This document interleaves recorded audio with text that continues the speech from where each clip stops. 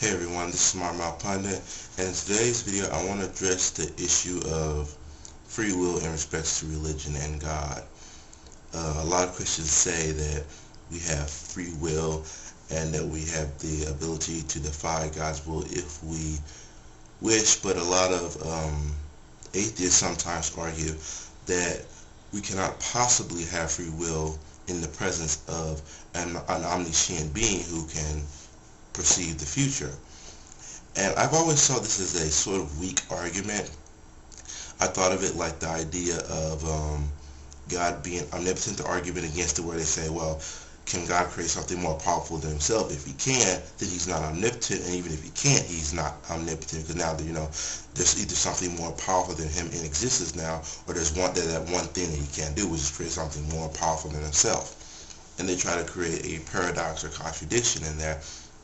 And I always thought those were weak arguments, not necessarily because they weren't true, maybe they are, but because they definitely wouldn't get anyone questioning their religious beliefs. That's something they would just discount out of hand, no matter what. Even the most, moderate religious person would discount that because doesn't really prove much of anything. But a few months back, I saw a video series by a relatively new YouTuber. He started making videos not too long before I did, called The Honest Discussion, and he created a video series, a three-part video series called Philosophical Proofs. And one of the main points in his argument was that free will contradicted the notion of an omniscient being. And he introduced in a somewhat unique fashion, he mentioned Einstein's statement where he said that if you knew the location of every atom or molecule in the universe, something along these lines, that you would be able to accurately predict the future. And I don't know who Einstein was referring to. I don't know if he was referring in the context of God or not, but it made sense, and it got me thinking about it. And now I think that, if you add a little bit more to this whole argument of free will versus omniscience, that it sort of makes a whole lot more sense as being an argument as to how such a being could not possibly exist. Now, allow me to explain this in detail. Okay, so God has the ability, as the creator of the universe, to have created every single variable in the universe. And when I say every single variable, I mean anything from the smallest to the largest variables in the universe, every single idea or concept. So, for instance, the existence of gravity would be considered a variable. Sight would be considered a variable. Even the sight of a particular species or a particular individual would be considered a variable. Light would be considered a variable. Mass would be considered a variable. Any particular type of object would be considered a variable. You get the point. And God, as the creator, he could alter any of these variables as he saw fit, and he would know the outcome of these variables when before he created the universe, because he's omniscient. So basically what I'm saying is God created the universe knowing every single possible variable and how it would change if he made any particular change to the physical universe. He knew what would happen if he created a universe where humans could not see as far, for instance, or if humans were twice as fast, or if humans lived a little bit longer, lived a little bit shorter. He knew every single outcome, and yet he still created this specific universe for whatever reason.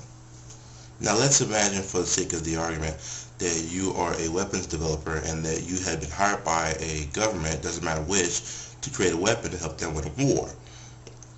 And let's say that in spite of your weapon, or because of your weapon even, that they happen to lose the war. Now, under most circumstances, you would not be held accountable for them losing the war, at least not in a fair government system like the United States or Western Europe. And yet, if it was believed that the weapon that you created helped them win the war, regardless of whether it actually did or didn't, then you would receive credit for it. And that's kind of how it works with God. God is given credit for all the good things that happen in the universe that he created, but he's not necessarily held accountable for any of the bad things that happen in the universe that he created. So this doesn't just apply to God. This applies to everyday things too, to some extent. We're oftentimes held accountable for good things happening, even if it happens by accident, but we're not held accountable for bad things happening, even if we're directly responsible, because we had presumably not seen it coming. Only if we saw it coming, only if we expected it to happen, will we usually be held accountable, or if it was like a result of negligence on our part. But what if you were a clairvoyant and you were asked by the government to develop this weapon? And you knew what would happen if you did develop this weapon. You knew what would happen if you didn't develop this weapon. You knew what would happen if you altered the weapon in any particular way, gave it more range, gave it less range, made it larger, smaller, made it way more, made it way less, gave it extra abilities that it otherwise wouldn't have had, or given it less abilities than it would have had, whatever. And you knew what the outcome would be as a result, and you could sort of influence the outcome of the war. It doesn't matter if you could necessarily make them lose or win the war, but you could alter, you could affect how many people die or how many people survive. And it doesn't really matter if your choices are limited. If you knew exactly what would happen if you changed this weapon in any particular way, then that would mean that you were in fact directly responsible for the outcome, would you not? Now allow me to take my analogy and deconstruct it into a more simple example. Imagine that you were, instead of a weapons developer, that you were just this guy who lived in your own apartment by yourself, or girl, and you had a gun, you were licensed to carry it, and you kept your gun unsecured at the top of a closet. And one day you had some friends over, and they brought kids, and one of the kids got a hold of the gun and someone died.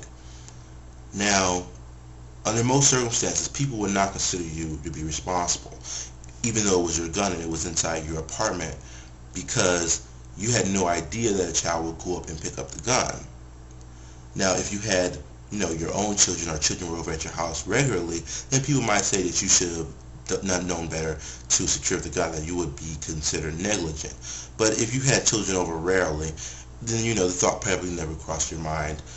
But let's say, for the sake of the argument, that you were clairvoyant and you left the gun there knowing full well that a child would come over and that someone would die. Now, would you still be considered innocent of all charges? Probably not. Now, back to the war analogy. God may not control who creates the weapons, when they create the weapons, why they create the weapons. He may not have direct control over people's free will. But remember, he set all the variables. He's the one who determines the weather. He's the one who determines the geography. He's the one who determines each and every individual parameter and the limitations of each given soldier's abilities. I mean, you can only see so far no matter what you do. You can only move so fast no matter what you do. You can only be so strong no matter what you do. So when God controls almost every non-human created variable that has anything to do with the war, then he technically has the most control over what happens next.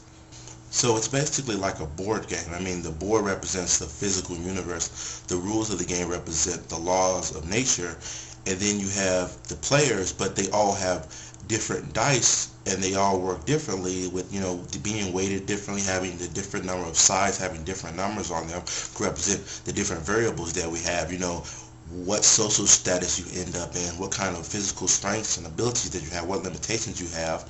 They're all different for each given player. And then you have the special spots on the board that represent different scenarios that you could end up in. And you can go this direction or that direction, but you don't really know which scenario you end up in if you go this or that direction on the board. Kind of like the board game Life. You might step on the one where the condom breaks and you end up having another child. You just don't know what will happen next. So you may have free will, but it's free will under the context of God. And of course, the board game doesn't necessarily determine who wins, but what if the person who created the board game has the ability to predict the future and can control every single variable within the board game? Then technically the person who created the board game does have control over the outcome. Another example would be a maze. You can go whichever direction in the maze you would like, but you can't go through the walls. There's only so many directions that you can go in. And of course, there's also a bunch of traps in the maze that you know nothing about.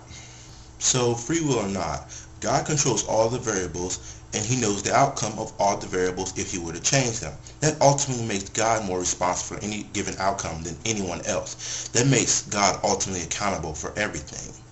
And this is more or less, just a rough draft. I plan on making an essay about this and posting as a 2 or 3 part video series in the future once I get done writing it down. But this is basically what I'm getting at right here.